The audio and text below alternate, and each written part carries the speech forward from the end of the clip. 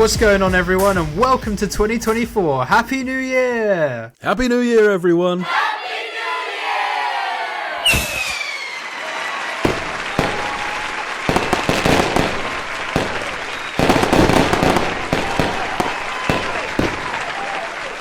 We've made it, 2024, New Year, bigger and brighter things for everyone ahead. I wish you all the best in your New Year's. And we hope to have a great year here in Total Pod Mode land as well, don't we, Will? Absolutely, man. I'm really looking forward to talking about some of the things that we'll be getting up to in the new year, as well as taking a little bit of a reminiscing journey back through 2023. Yes, because that's what we've got coming up in this episode. That's right, we're going to be looking back at 2023. Some of the notable things that happened, some of the notable games that released, maybe some nonsense that happened along the way. And then we're going to round out the episode with a review of the Games Challenge of this year. But before we get into all that, let's hit them socials. You can, as always, find the podcast on Spotify, Apple Podcasts, and pretty much anywhere else you get your podcasts by searching for Total Pod Mode. We also post regular video content of our playthroughs, stream highlights, as well as the podcast on our YouTube channel, Total Pod Mode. You can also find us on X by searching for @TotalPodMode, all one word. Or you can find me at WhoDaFunk on X, and I'm also on Twitch under twitch.tv/WhoDaFunk. And you can find me on X at Mr. Bames, and I'm also on Twitch under twitch.tv/MrBames_TPM. So no catch up for this special New Year's episode. We're launching straight into our review of 2023. Strap yourselves in, folks. Yep, strap yourselves in indeed. And as always, as all years do, we start in January. And January was notable because the PlayStation 5, which was originally released in November of 2020, finally had its shortage end in January, according to Jim Ryan. Oh yeah, the bitch. Just a hair later than 2 years after the initial release. That's a pretty considerable amount of time for one of the world's best-selling video game consoles. Yeah, certainly is. That damn COVID. Those damn scalpers. Yes, I think that those were probably two of the largest contributing factors towards the shortage. Yeah, the scalpers were a-holes, man. They made my PC late as well. Motherfuckers. No forgiveness for that one. And we did also have some games coming out in January. Compared to the year on the whole, there weren't really any massively notable releases in this month. No, and if anything, you could probably say off to a little bit of a shaky start for the year. You could say that with the titles we've got here, because Forspoken was January. Pretty much universally panned for some dodgy writing, not so great storytelling, and an annoying protagonist. So it's kind of like a trifecta of f***ery there.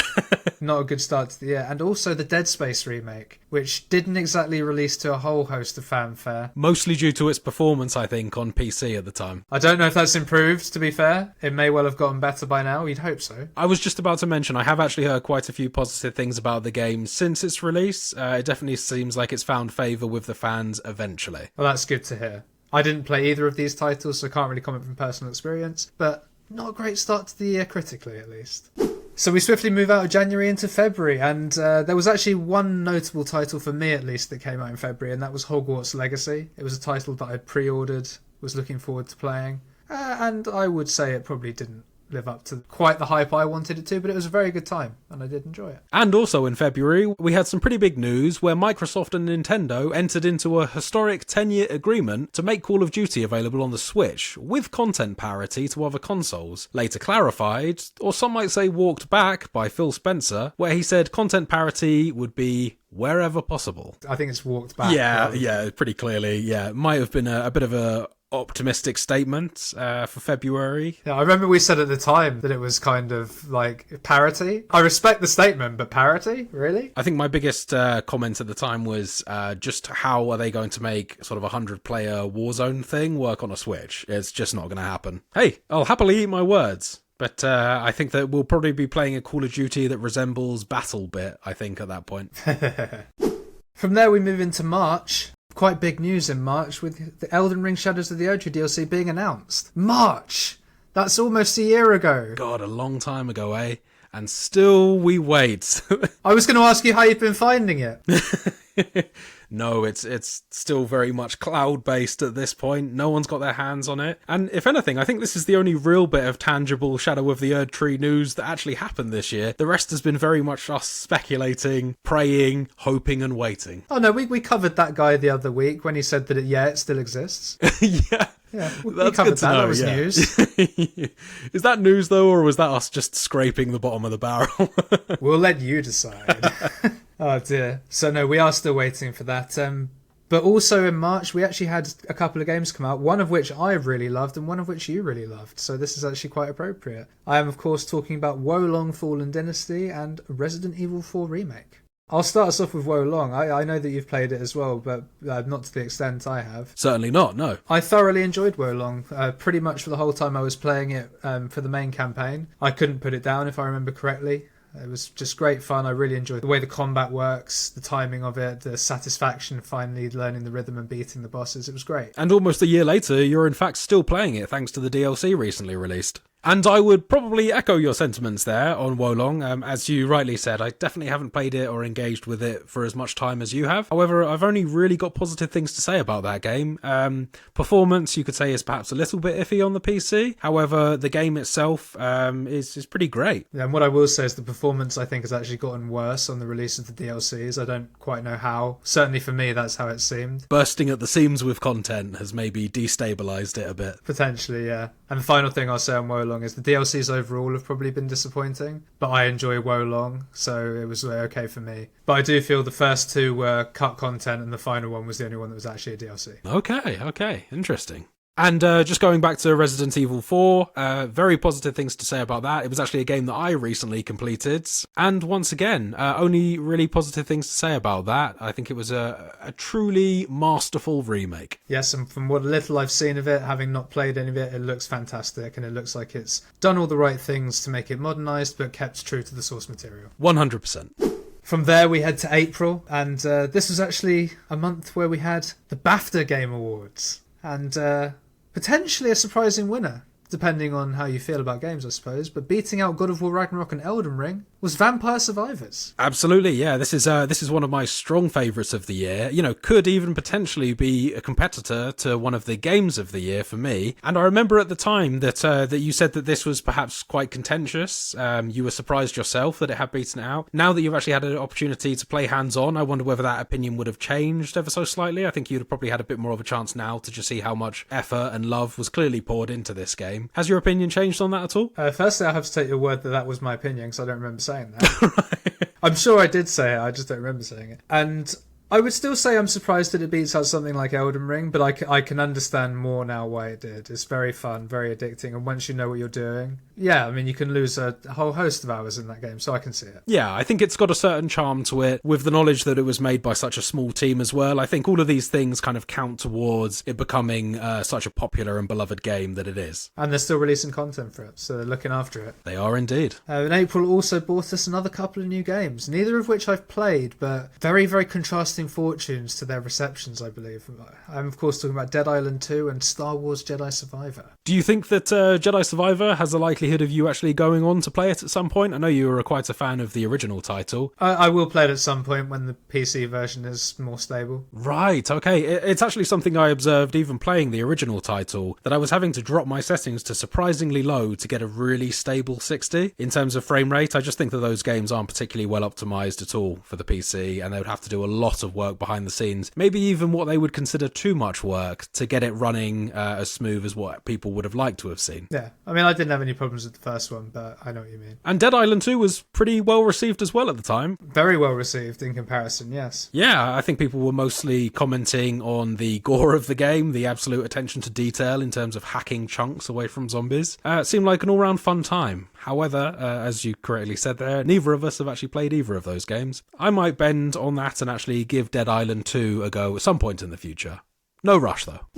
So May was off to a bit of a shaky start with dodgy releases by Bethesda. They released the Redfall title, which for all intents and purposes is kind of like a heavily Left 4 Dead inspired vampire hunting game. Once again, panned for its performance on the PC, as well as its kind of quite bland, stale gameplay. Often compared with Left 4 Dead, you can actually see where a lot of the strengths of Left 4 Dead really stand out in that title, and they clearly hadn't taken inspiration from some of the stronger points of that series. It sounds like it kind of fell flat on quite a few counts. Talking of falling flat on quite a few counts, that was followed by the release of The Lord of the Rings Gollum. Somehow outdoing them for being...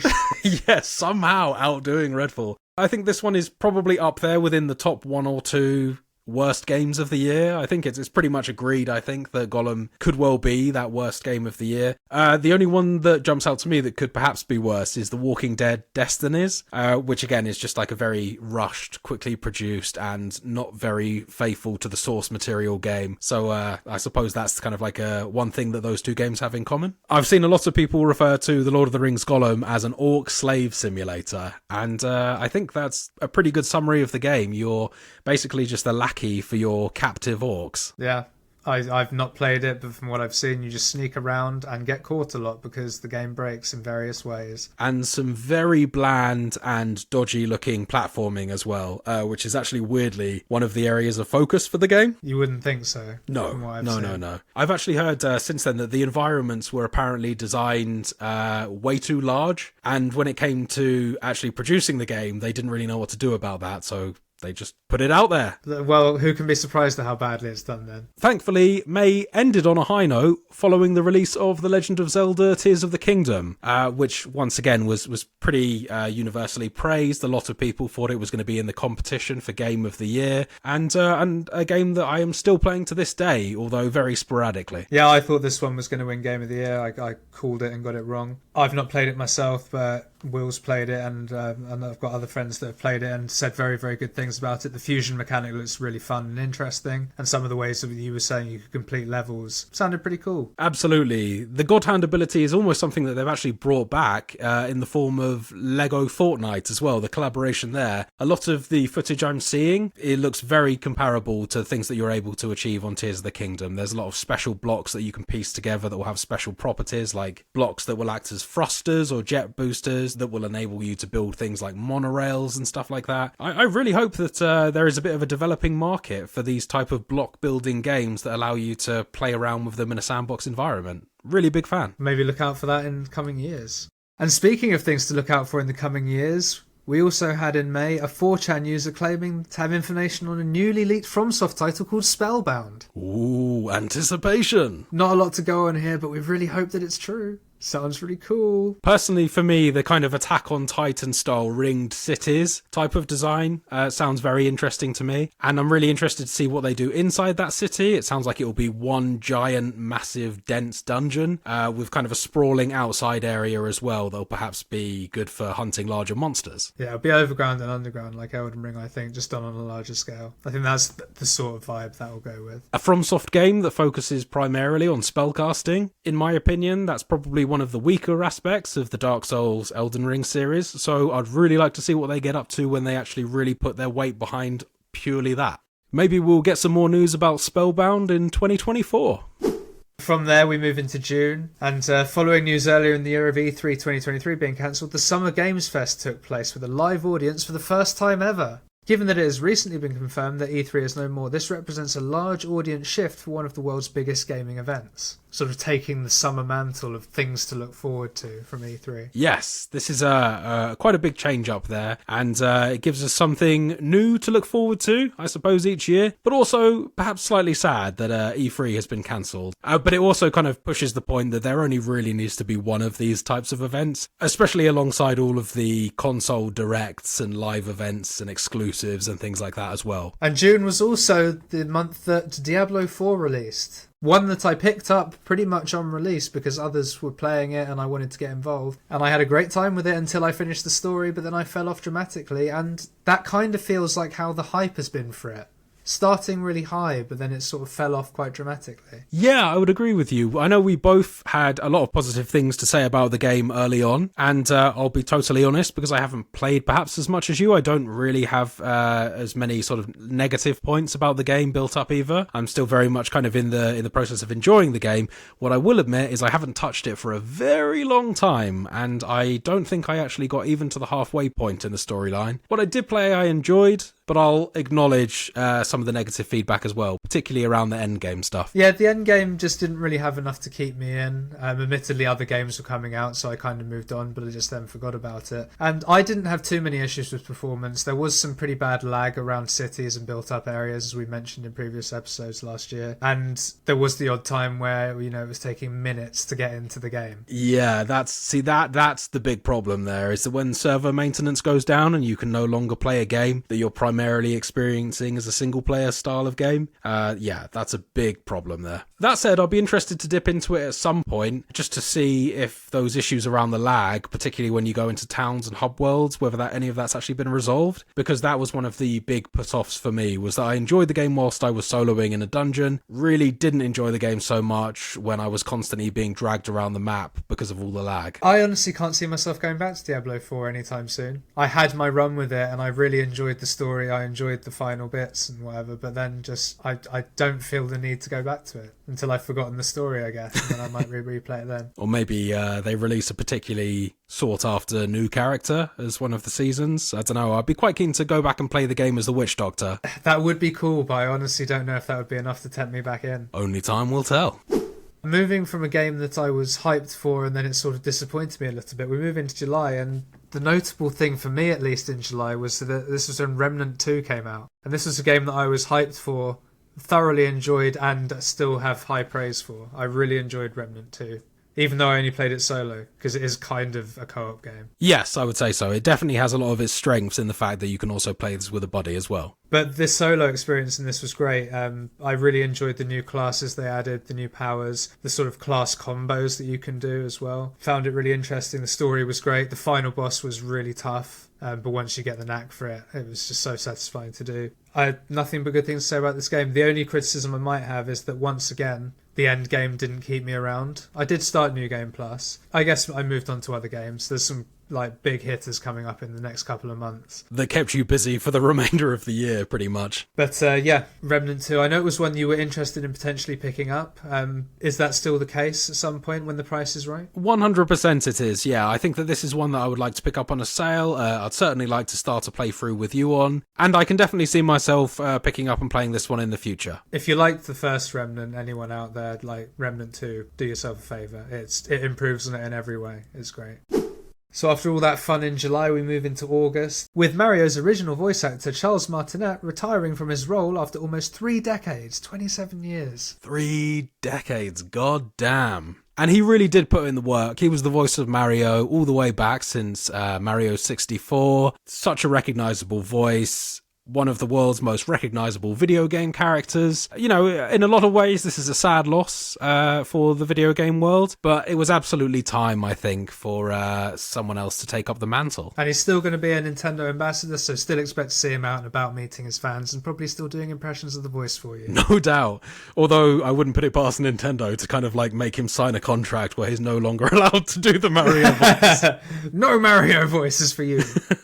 Oh, no! But August was also a big month for games. We actually had the release of your favourite game of the year by my estimation, and the game of the year for 2023. My game of the year and the official game of the year. Damn. August was a good month. Exactly, with course talking about Baldur's Gate 3 and Armored Core 6 Fires of Rubicon. I can speak to Baldur's Gate 3. I still haven't finished it because it's a very, very big game that I want to take my time with. Fantastic though, rightly won game of the year. Engaging storyline, great mechanics, good fun time. Looking forward to seeing how the rest of it pans out. And Armored Core 6 I haven't played, but...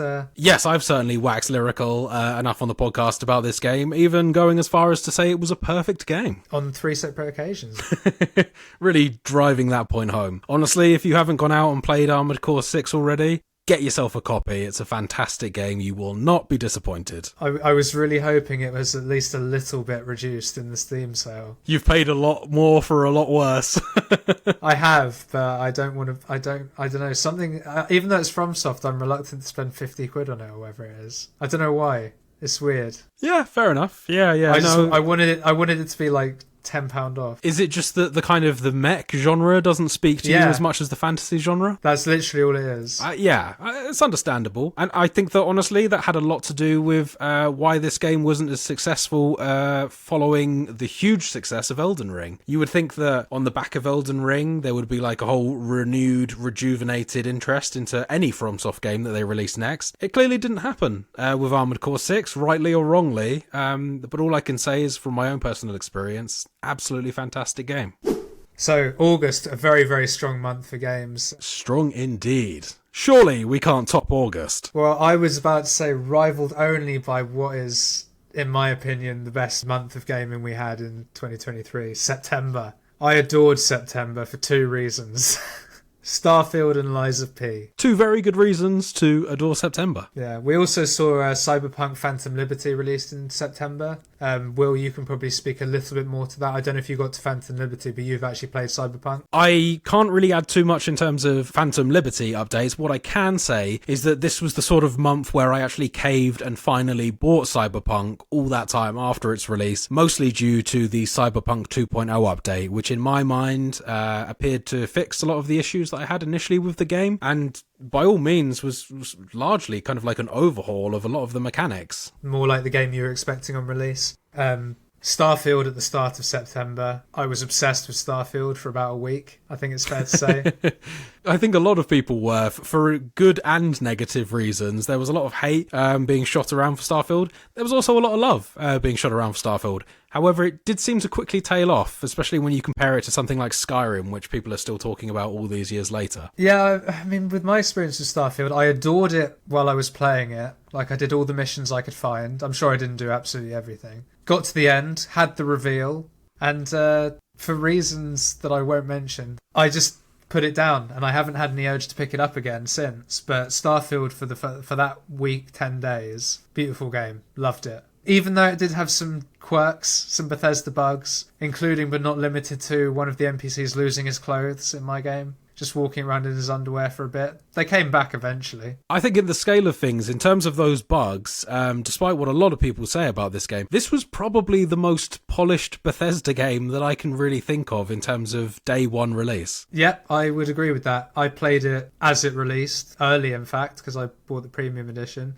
And yeah, I did encounter bugs, but only one of them kind of broke my game, and I managed to fix it. Yeah, I was about to say, I hasten to add, I am not saying that this was a polished game. I am saying this is more polished than Skyrim and Fallout 4. If you go into a massive open world Bethesda RPG, be prepared for your first save file to be a dud.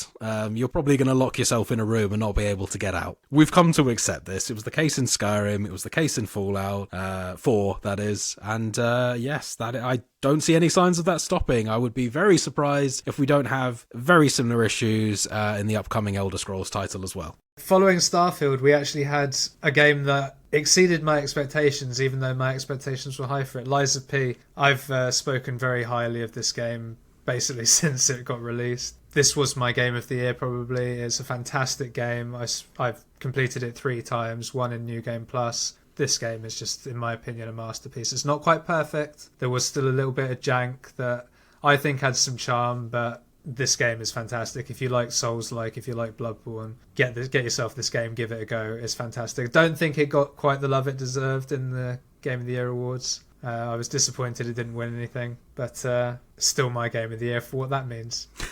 I gotta say, I'm actually, given that I think this was a game I initially mentioned to you quite early on in the lifespan of this podcast, I am very surprised that I still haven't got around to playing this game.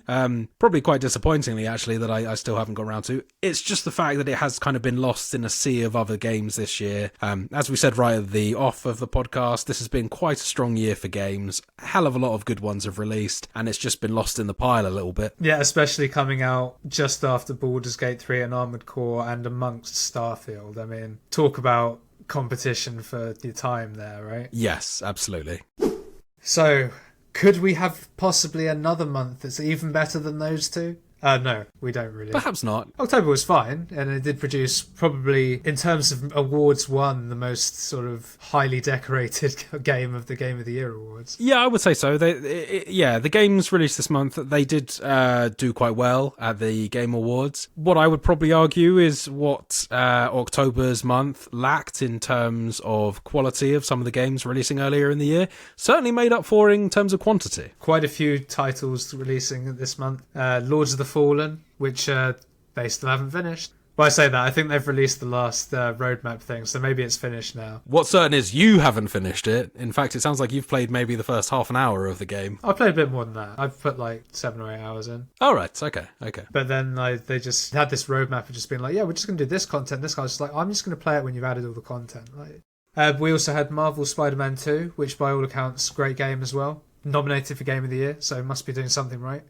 We had the Metal Gear Solid Master Collection Volume 1. Something that I was very excited to get my hands on. Finally, the ability to play Hideo Kojima's Metal Gear Solid series on the PC.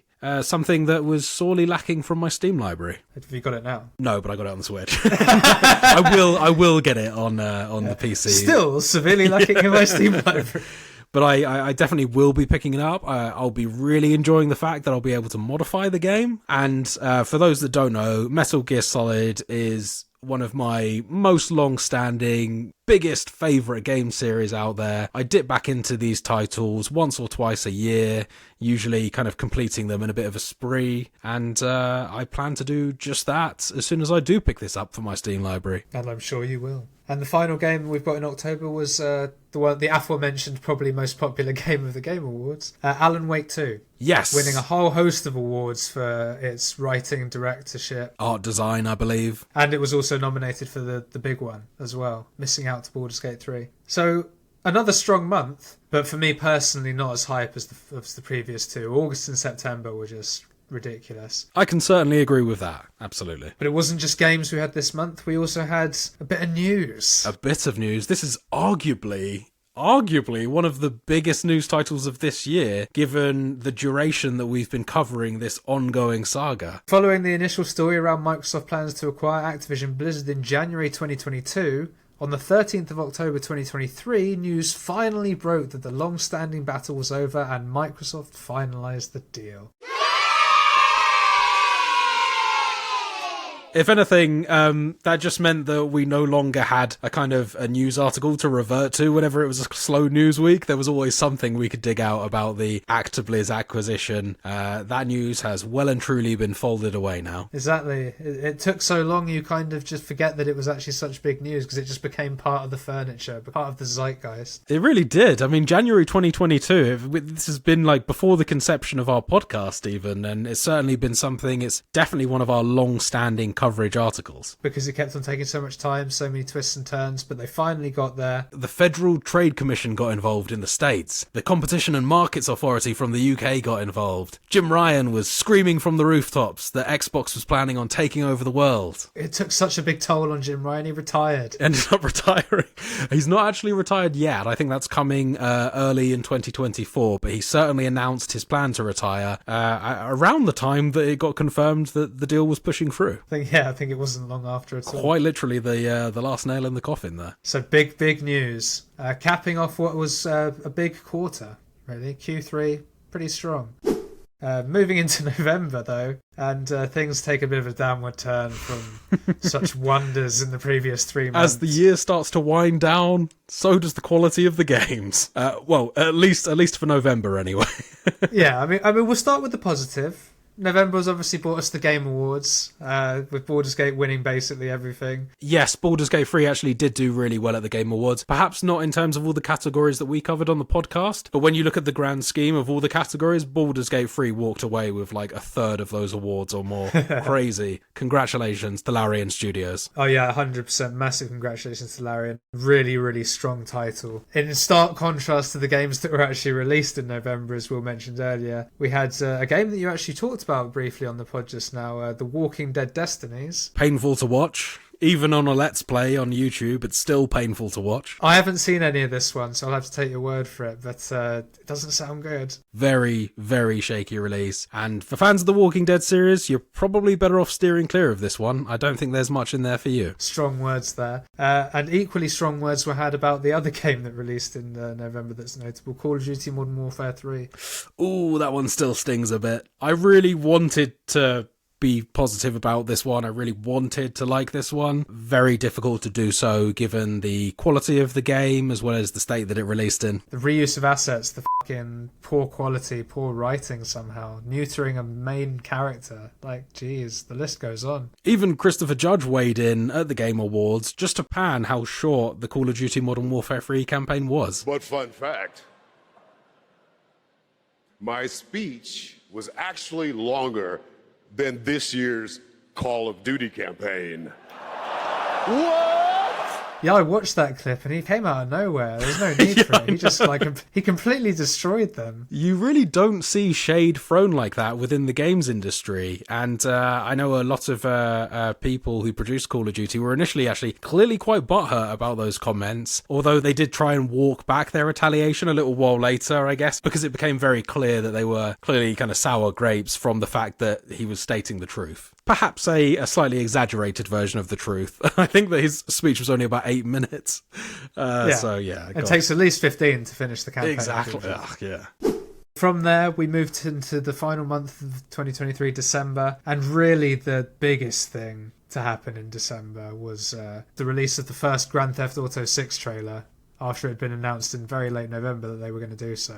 And the first trailer dropped, showing off flashy environments and graphics, butt jiggle physics, and our first glimpse at one of the main protagonists, Lydia. Looks like it's going to be fucking awesome. I still go back to that trailer now and notice small details that I hadn't quite noticed before. I know that it's very easy to get lost in the jiggling butts, but actually you go back and look at that trailer and there is so many minute details. Very easy to watch a 20-minute YouTube breakdown video for that less than 2 minute long trailer. And with that big news, we had a sort of mixed bag in terms of games for December. We had the release of Avatar Frontiers of Pandora. We had the release of The Finals, which was actually announced at the Game Awards and was one that Will here was very interested in playing and has played since and had very good things to say about. I do indeed, actually, yeah. That's a game that I've played quite a bit since, really enjoying the kind of fast-paced, frantic action, mixed with the strategy gameplay of having varying classes with various amounts of health, different attributes and equipment that they're able to use.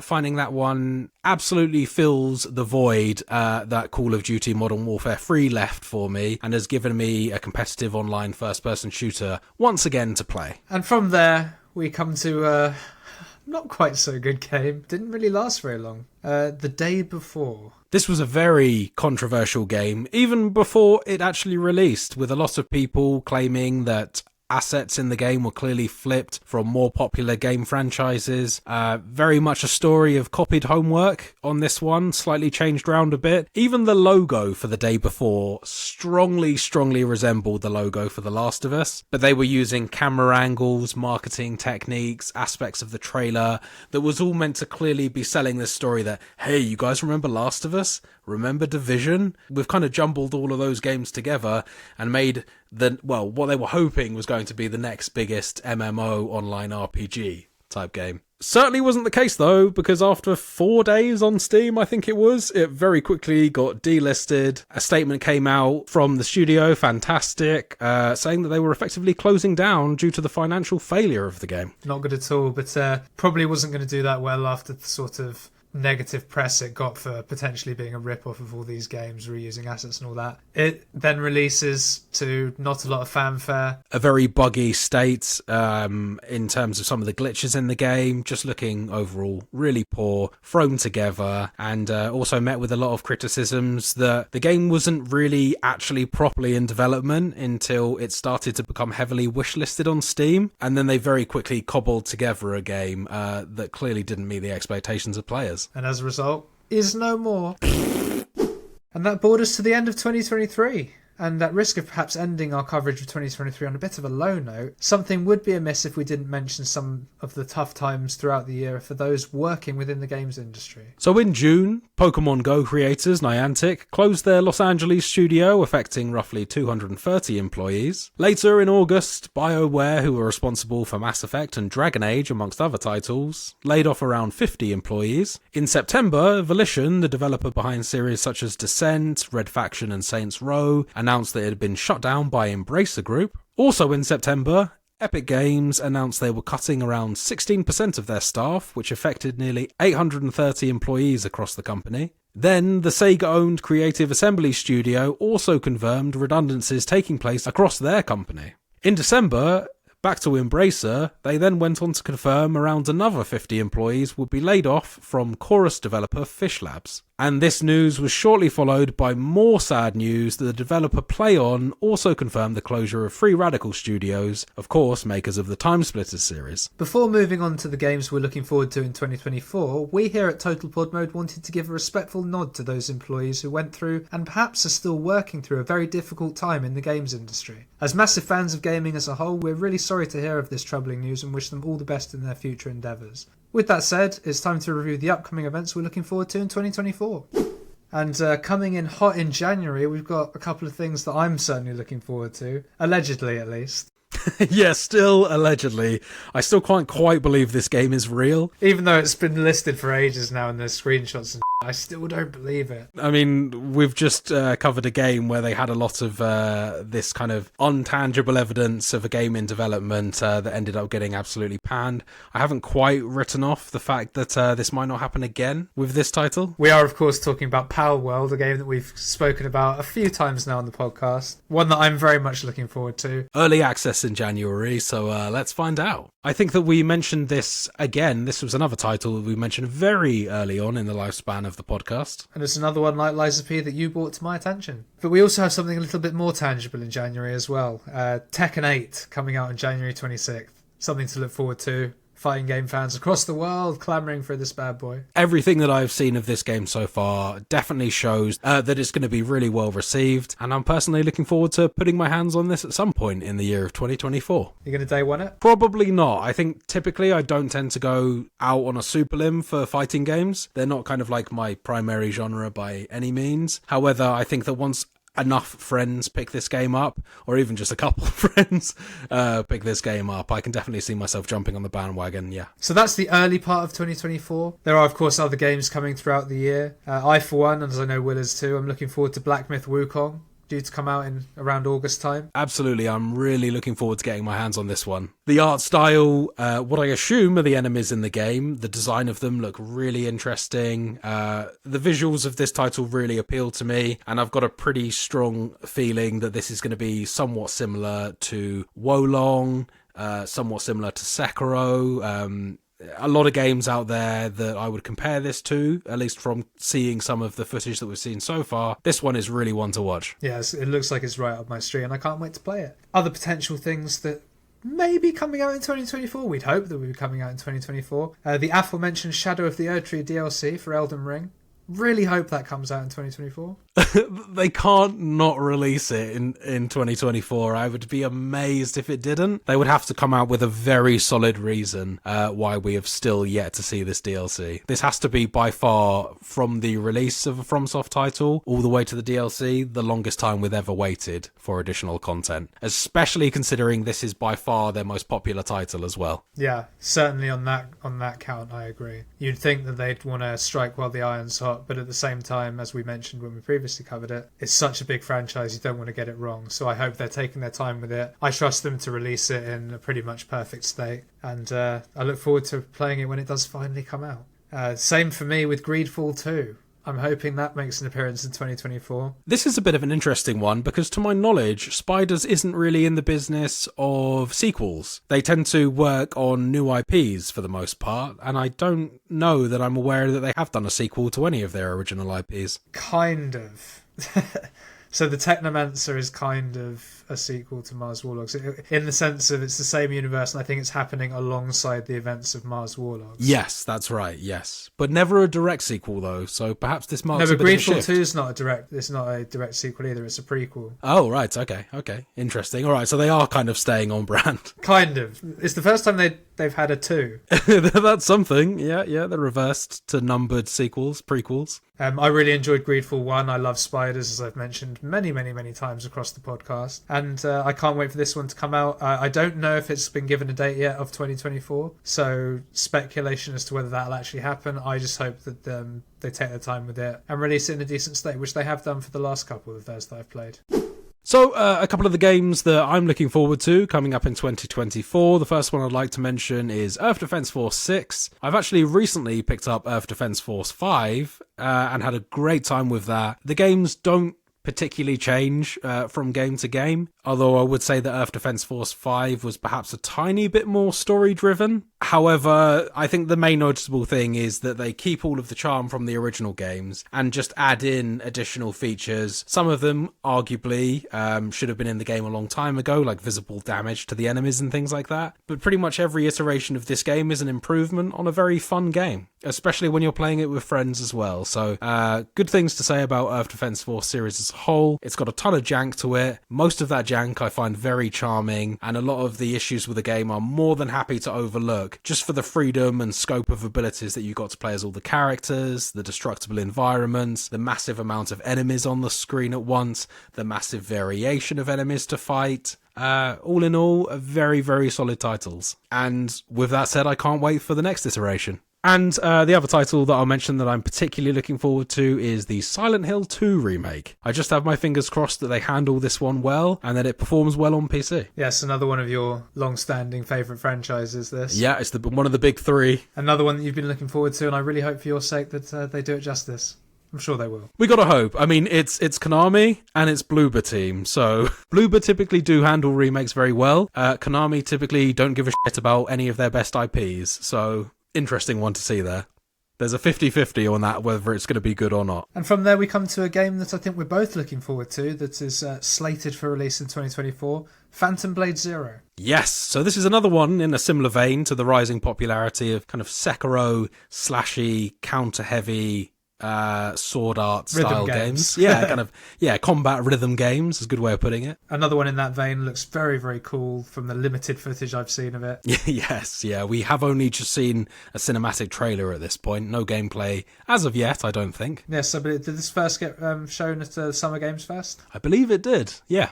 Or was it slightly before that? It was around that time. And it just looks so fucking cool. The combat looks great. The story and art style is right up my street. Or at least it looks like it's going to be right up my street in terms of the story. Do you know, it wasn't the Summer Games... Sorry to interrupt. It wasn't the Summer Games Fest, but it was at the PlayStation Direct that happened right around that time. Looks amazing. My only concern is that it might be a PlayStation console exclusive. I really hope it makes its way to PC. We just got to keep our fingers crossed on that one. I suppose the blow gets softened provided that Black Myth Wukong is really good.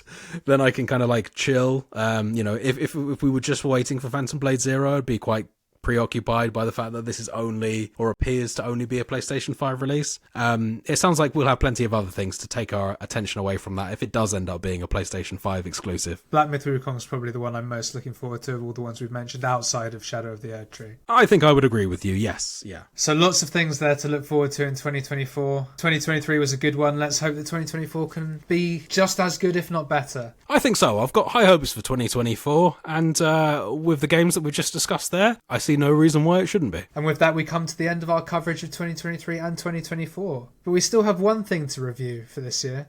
That's right, everyone. We're about to review A Games Challenge!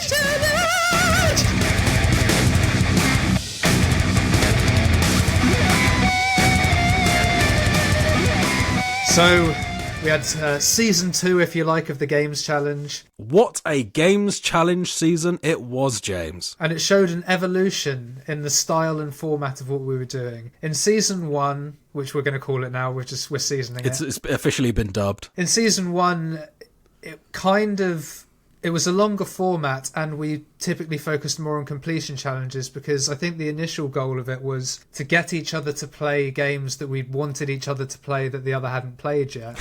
It definitely had a hand in the conception of the idea. Whilst putting it into a sort of competitive format. Whereas this season, it became more about creating creative challenges potentially in games that we've already played, but if we can still get each other to play a new game, then great. Let's be honest, James, we were holding each other back. With these completionist challenges, they're mere mortal challenges. We demanded something a lot more harder, something that could really show our flair in games and our talents for goddamn winning. Well, I mean, that kind of diminishes my championship in Season 1 a little bit, I think, but...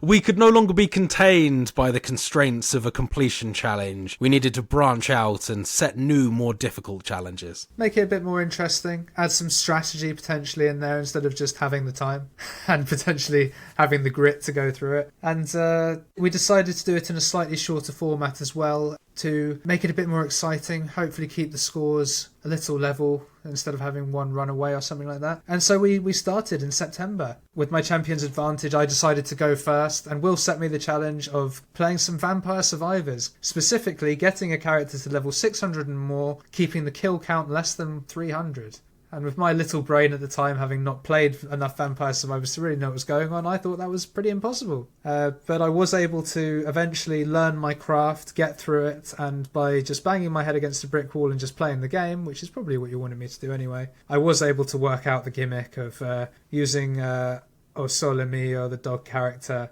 with his plant attack in the special Il Malise level, to make plants grow instead of killing enemies to level up, and thus leveling up. And I was able to take a 1-0 lead with a win. And if you want to get more into the meat of that challenge, you can go back and check that out on episode 56 of the podcast. My thoughts and opinions at the time are all over there.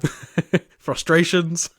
Yeah, suffice to say, this one took me a long time. Although I wasn't able to look anything up, to be fair, so I did have to do everything blind. So with James taking an early lead, 1-0, it was up to me in episode 57 to take on his challenge set to me, which was to play Dark Souls, defeating the Asylum Demon and the Taurus Demon using no items, weapons, or equipment except the Estus Flask, which is, of course, the healing item in the game. Which I nearly didn't allow, but then I thought that was a bit harsh, specifically because of the mobs in Boss 2. Yes, I would say so, yeah, I think so. This was a new challenge to me in Dark Souls. Never had I ever taken on what is pretty much universally agreed as one of the harder games out there. The thought of taking on those bosses without any equipment, weapons, or items was a new and interesting challenge for me. Interestingly, this was also a challenge that I kind of had in store for James, which obviously quickly had to get retconned and changed in terms of the challenges that I had in store, given that I didn't think that it was very fair to just set James a very similar challenge later down the line. We'll just say great minds think alike. There we go. Yeah. All fools seldom differ, whichever one you want. So, with a lot of perseverance, I did manage to drag myself through this challenge and bring the score even to 1-1. Yes, which left me needing to take the lead again in episode 58, with Will setting me the challenge of playing some Minecraft and obtaining a piece of equipment for each of my 4 slots without using crafting and without mining anything. Basically only trading and hunting. They were my only options, pretty much. And this became just a bit of a treasure hunt. It was relatively stressful in the sense that finding stuff, or like the pressure of finding stuff, was like, oh, I really want to get this, and I really, then you get excited, and then your hopes get dashed because you don't find anything. But it was quite a relaxing challenge overall, and I was able to bring it back to 2-1. So I would say with this challenge, you took a very interesting approach to this, and if listeners want to go back to that episode and check it out, I would wholly encourage it. Episode 59, it was now my turn to hopefully draw things level again. James's challenge to me was to play Monster Hunter Rise, completing 6 arena quests, with at least 3 of them earning myself an S rank. A nice fair challenge.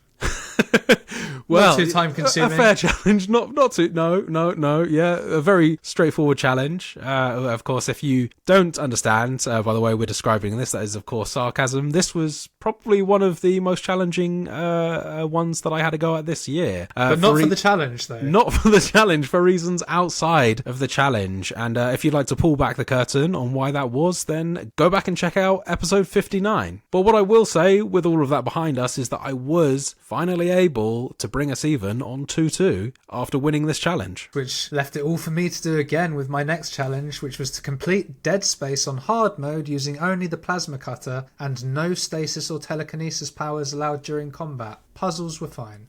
This isn't the original challenge that Will intended me to do. The original challenge was to do exactly the same things, but on the impossible mode difficulty. Indeed. And the challenge had to actually be amended because we later found out that you had to have completed the game on hard to unlock the impossible mode. That wasn't actually the main barrier to this one, because it is possible to download a completed save file and unlock impossible mode. The issue with impossible mode is that technically you only have 1 life to get through the game to do that, and if you fail the game, you revert back to the same save point, but on hard mode. And we figured that it just wasn't feasible for James, on a first attempt at playing Dead Space, to beat it in 1 attempt, essentially, without dying. There was just no way, especially playing it on already what's agreed as the hardest mode of the game.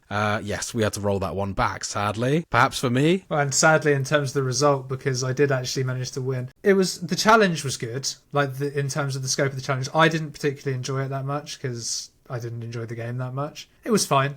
It's just not my bag. That was as simple as that. But I was able to do it. Having those powers would be very useful, especially stasis. That would have been very handy in a lot of situations. And I think if you were to play impossible mode, you'd also realise the value of telekinesis as well, because the game actively does not give you enough ammunition to take out all of the enemies. So telekinesis becomes much more useful in an offensive sense as well. So with the score at 3-2, we moved on to episode 61, my turn for the challenge again, and James set me a challenge to actually go back and play one of my oldest and most favourite games with a twist. The twist, of course, being that I needed to complete Resident Evil 1 Remake using a knife only. And this is actually one that if viewers are interested or inclined, they can actually go on our YouTube channel at youtube.com/totalpopmode and check out the whole of the run there. And I'm pleased to say that I was able to successfully complete the knife-only run, bringing the score even to 3-3. Putting it back in my hands with my challenge next week and the first sort of iteration, if you like, of what would become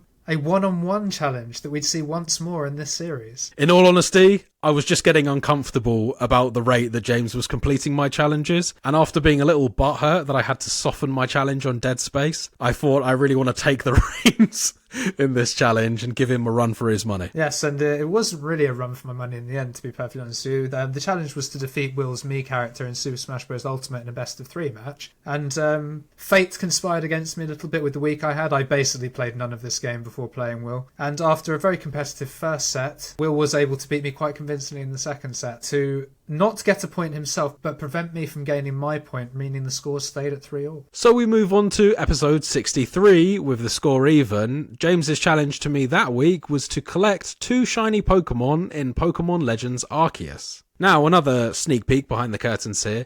This challenge was the second challenge in the series that we actually had to mitigate and taper down quite considerably. The initial challenge set to me by James was actually to collect 5 shiny Pokemon in Pokemon Legends Arceus. Now, the reason why it actually moved down to 2, this was after quite a long conversation that James and I had where we discussed probability, the likelihoods of capturing these Pokemon, and also following what I think was roughly a 8 to 10 hour session of me playing Pokemon Legends Arceus and actually making no progress towards capturing a shiny. I phoned James up the next day and said, James, I've done the math, and also I've spent 8 to 10 hours on it already and I've got nothing.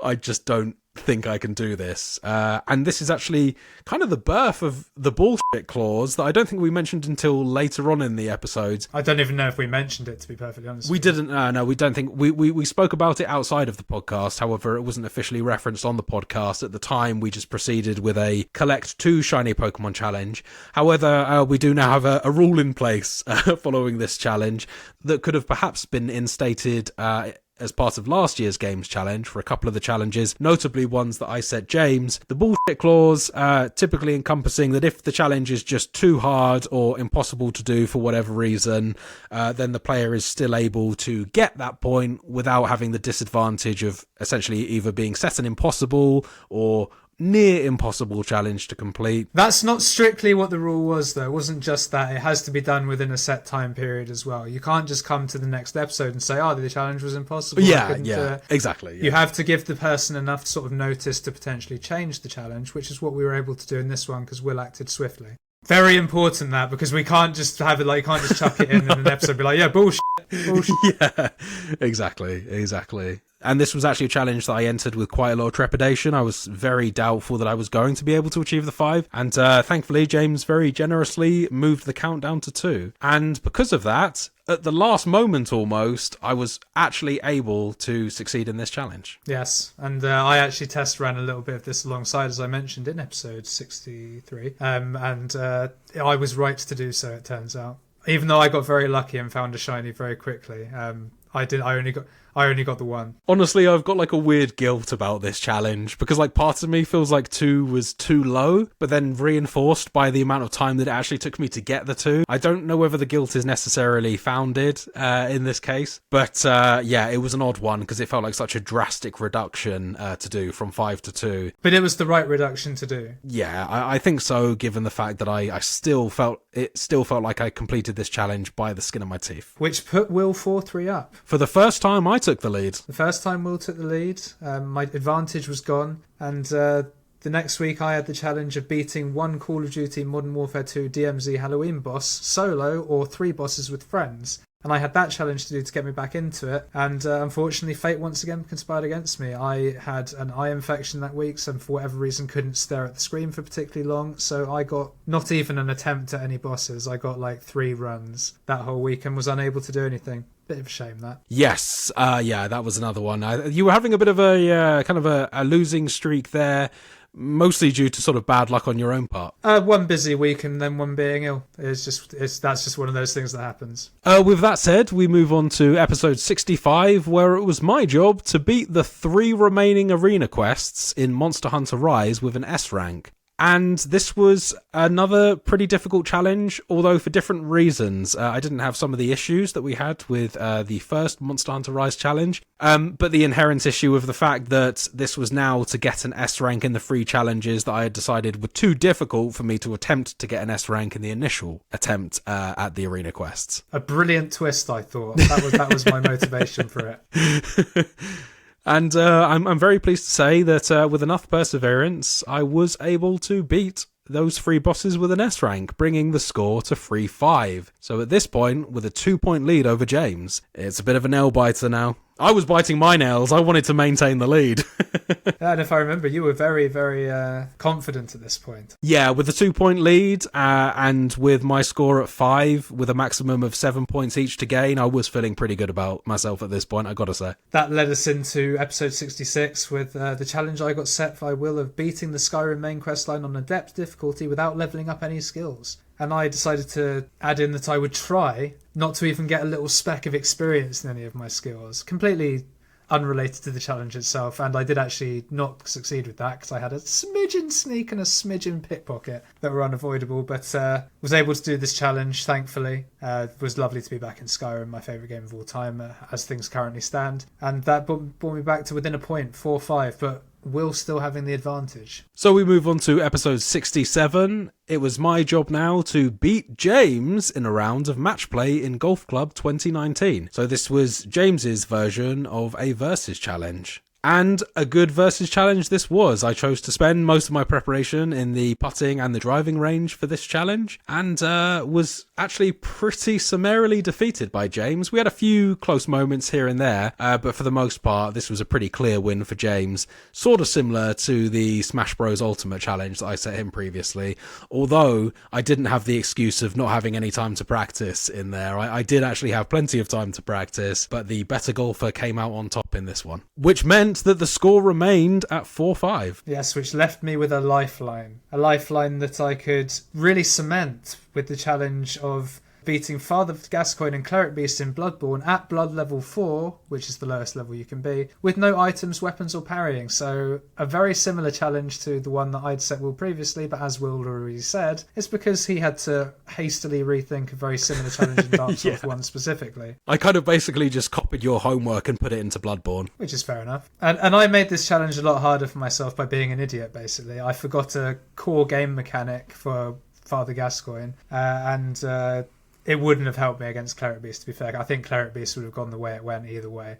But Gascoigne's where I made the mistake. To find out about what that was and how much of a fucking idiot I am, go check out episode 68. If you're a fan of watching someone spiral into a depression and suddenly start self-hating themselves, episode 68 is a fantastic episode to listen to. Yeah, I'm still embarrassed about that a little bit. But it didn't matter because I was ultimately able to persevere and bring the score back to 5-all, meaning that we get to the final week of the challenge and Will is in a winner-take-all situation. So as we find ourselves rounding off episode 69, it was my job to, using a pre-existing save file, beat Sekiro Shadows Die Twice while avoiding the Shura ending.